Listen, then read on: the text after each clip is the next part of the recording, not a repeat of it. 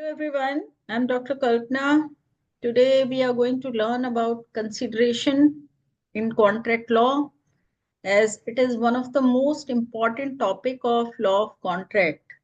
If we not understand what is consideration and its significance in law of contract, then it's very difficult to proceed ahead with contractual understanding.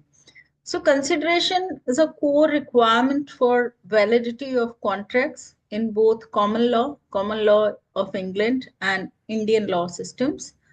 A promise unsupported by consideration is typically unenforceable generally, means if someone offers something, if anything is not done or price is not paid, basically in simple word, consideration is a price for the promise. For example, if I want to sell my pen for 10 rupees, and that 10 rupee is consideration in law. So except where specific statutory exception apply, there are exceptions also, but it is general rule that uh, an agreement without consideration is void in law. So today, this would be we would be understanding the concept, scope, and critical role of consideration that highlights distinction and commonalities between English common law and Indian law principles. So first, begin with what is the meaning and definition of consideration. So English law definition, according to Sir Frederick Pollock, consideration is the price for which the promise of other is bought. The traditional definition underscores consideration as value exchanged from a binding promise. In simple words, you can understand consideration is price for the promise. Under Indian law, consideration is defined under section 2D. So please remember this section is very important when any question comes across when it comes to the question paper of law of contract. And consideration is usually asked every year uh, in questions because it is one of the most important topic of law of contract. So section 2D of Indian Contract Act 1972 defines consideration as an act, abstinence done or promised at the desire of the promisor. Notably, consideration may come from promisee or any other person, which is a unique feature distinguishing Indian law.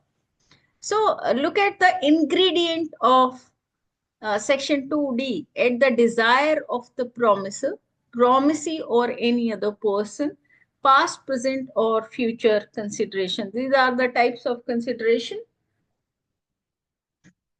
So essential elements of valid considerations are desire of the promisor who is making a promise at for some exchange. For example, consideration must move at the express or implied desire of the promisor, forming the basis of that promise.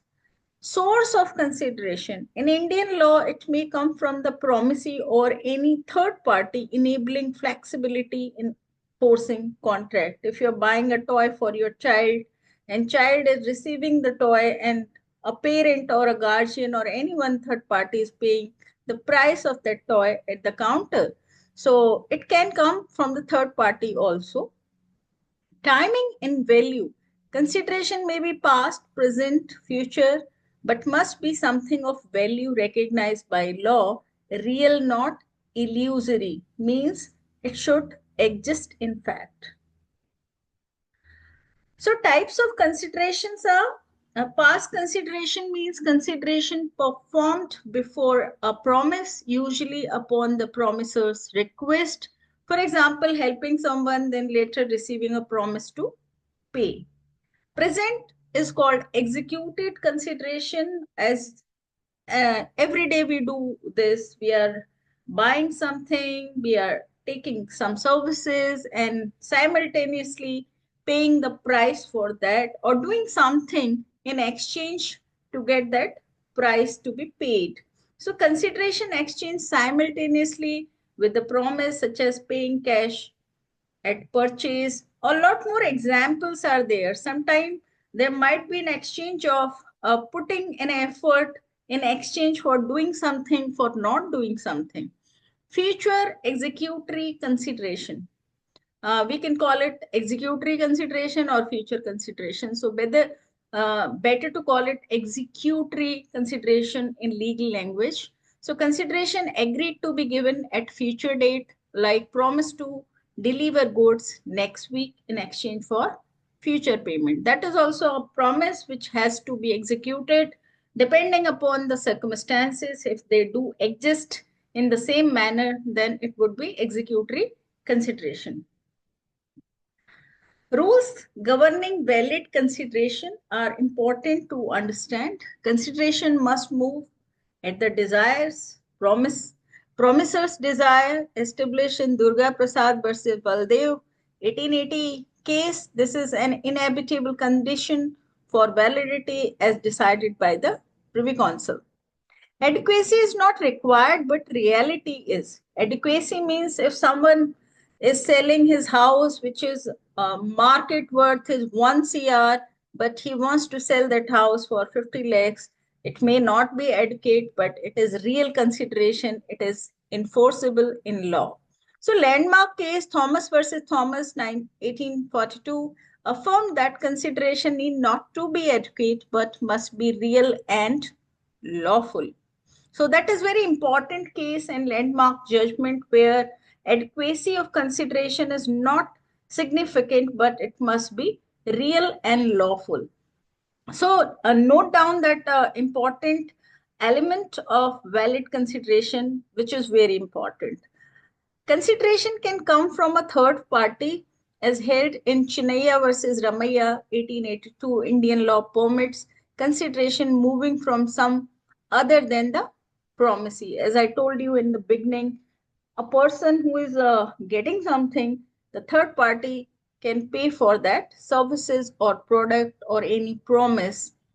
Consideration must be lawful, not against public policy. It is little difficult to understand. Must be lawful means law should not be violated while making a promise or to be paid or doing something or not doing something. It should be governed by law. It should be lawful. Not against public policy is very, very wide and having a lot of scope. What is public policy? Means anything which is against public policy or not in the interest of public, that consideration is not valid.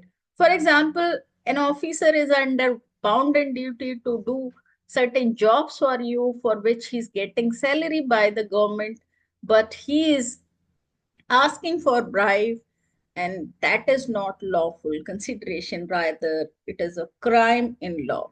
So illegal or immoral considerations are void and unenforceable. Exceptions to the doctrine: no consideration, no contract. This is the general rule, but there are certain exceptions. For example, natural love and affection, written and registered agreement made from natural love and affection are enforceable. For example, if your parent, your guardian, or your beloved wants to gift something or wants to transfer something, there is no necessity of consideration. That agreement is enforceable. So gift is one of the example, comes under exception. Compensation for past voluntary services. Promise made as compensation for previous voluntary act can be valid consideration.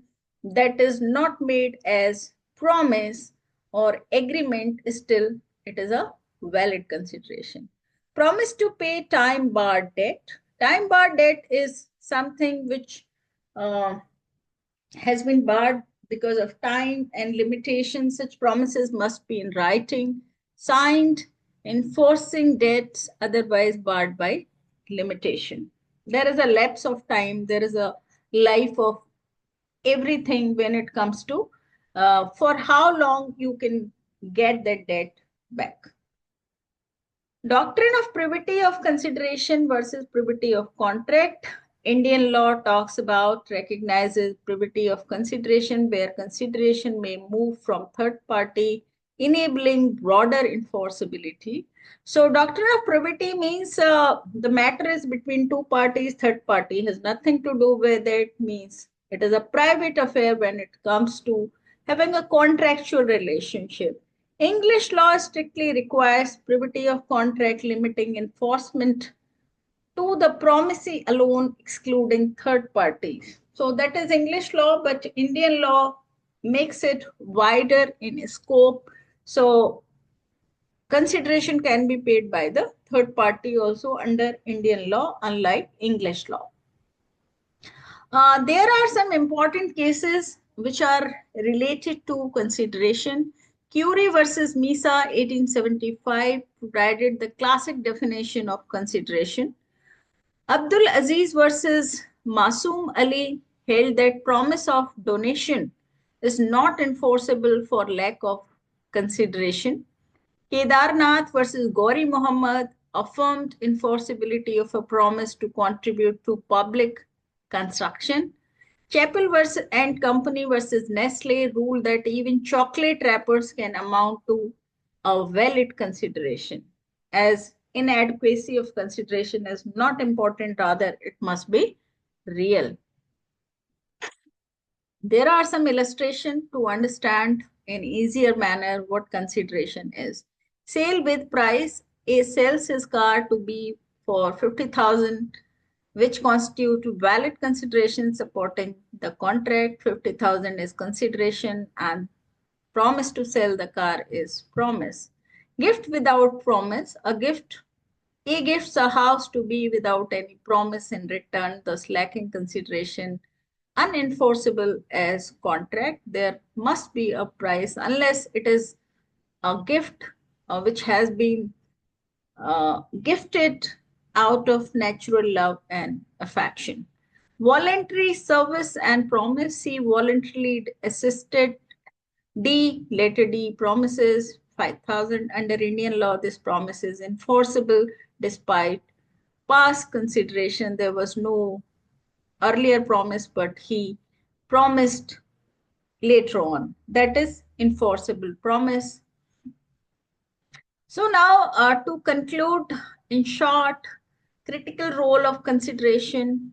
Consideration forms a backbone of enforceable promises, ensuring contract rests on value exchange. Indian law adopts more inclusive approach than English law by recognizing third party and past consideration, broadening the protection of contractual obligations. So understanding these principles helps legal professionals to delineate valid contracts and appreciate nuanced exceptions fundamental to the contract enforcement.